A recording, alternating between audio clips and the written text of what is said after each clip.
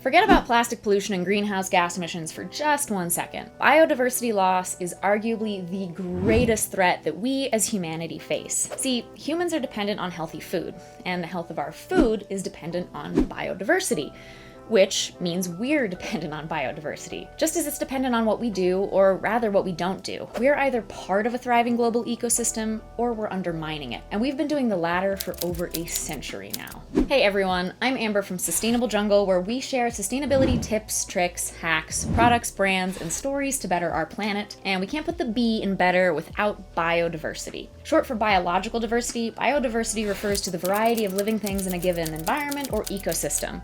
And as the World Wildlife Forum pointedly puts it, it is the link between all organisms on Earth, binding each into an interdependent ecosystem in which all species have their role.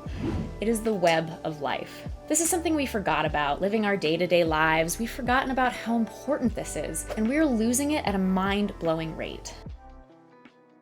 Loss of biodiversity basically refers to the reduction or extinction of plant and animal species, either worldwide or just in specific habitats, and the subsequent breaking apart of the interdependent ecosystems of which they were a part. And right now, around 1 million species are facing extinction at an accelerating rate. And ironically, nowhere is this biodiversity decline demonstrated more enormously than by Earth's smallest creatures.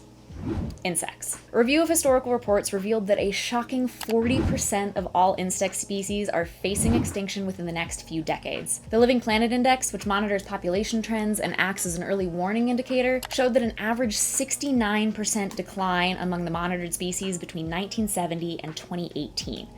Now, this is an extinction rate that's 8 times faster than that of other animals.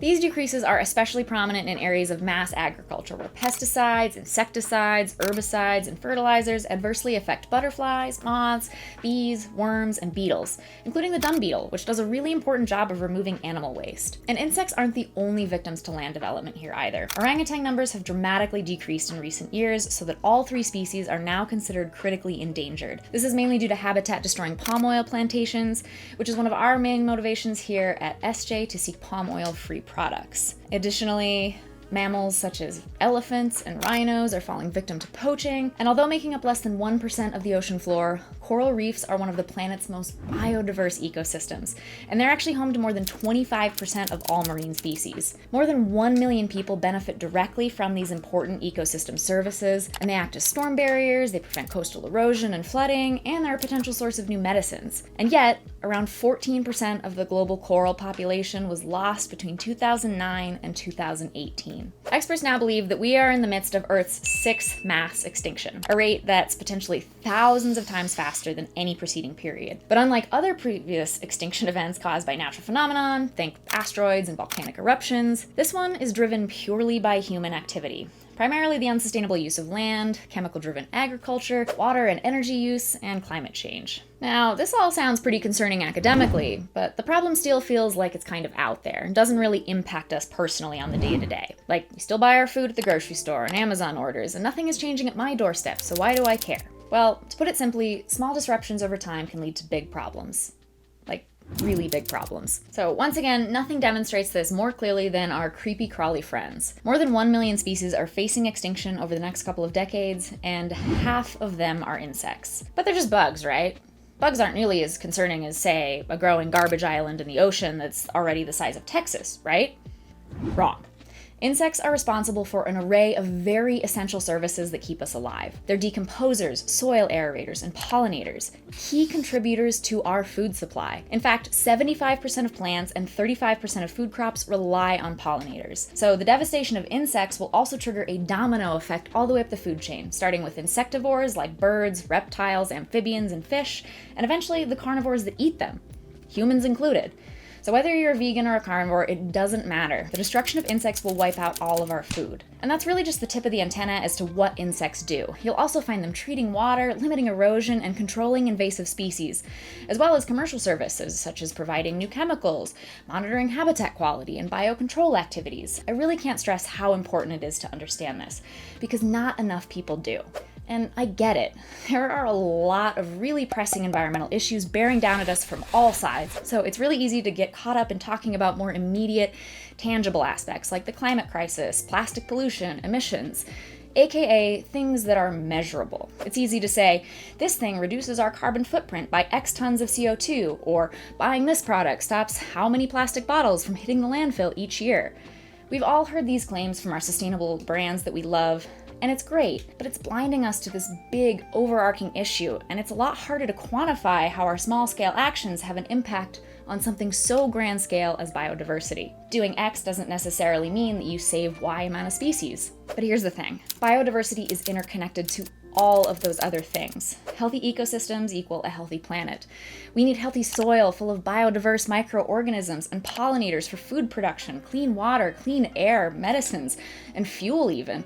Over 2 billion people use wood as their main source of energy, so if all those trees are gone, no more fuel. Sure, regenerative agriculture is buzzing these days for its ability to sequester carbon from the atmosphere, but that's actually just the ultimate effect. In the middle, what it actually does is regenerate the soil and the microorganisms that live there and encourage more genetic diversity among crops, insects, and animals, all of which in turn lead to healthier plants that sequester more carbon from the atmosphere. But that wouldn't be possible without the biodiversity in between. So, that's the crisis in summary. Now, what can we do about it? Well, since we humans made this mess, it's up to us to fix it, or at least to prevent further damage. But how? The fact of the matter is that we just can't bring back those species that are already extinct. But what we can do is stop the steep decline of the remaining ones. And yes, taking steps to improve biodiversity may not have the satisfying, quantifiable impact of, say, your trash jar, but that doesn't mean that you shouldn't do your bit, especially because each and every one of us can take relatively simple steps that will collectively make a huge difference.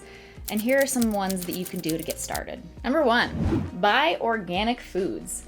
Now, the organic movement is not new by any means, but even those who've supported it for years don't necessarily think about it from a biodiversity standpoint. But modern agricultural chemicals like the big bad glyphosate are one of the leading causes of insect biodiversity loss.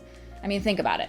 Insecticides literally means insect death, so support farms that don't use these chemicals. But because there's a lot of room for error, greenwashing, in certification schemes like USDA Organic, it's even better if you can start your own organic garden so you know exactly what goes in and on your crops.